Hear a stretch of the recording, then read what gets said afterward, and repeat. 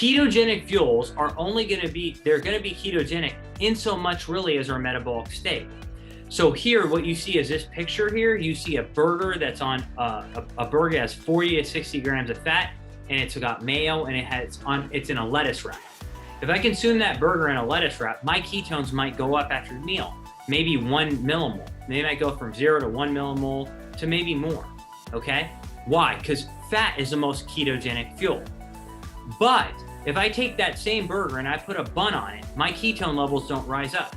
Even though I have a highly ketogenic fuel, if I'm not in a ketogenic state, then I'm not converting the fats in the burger over to ketone. That's why, again, I talk about the hierarchy.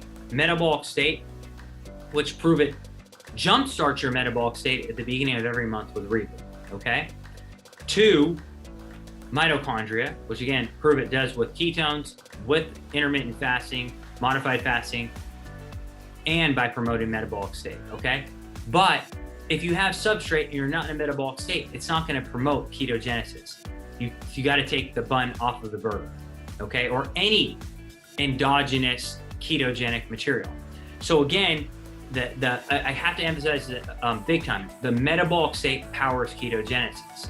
If you're not in a metabolic state and you eat a burger with a bun on it, you're going to gain a bunch of fat.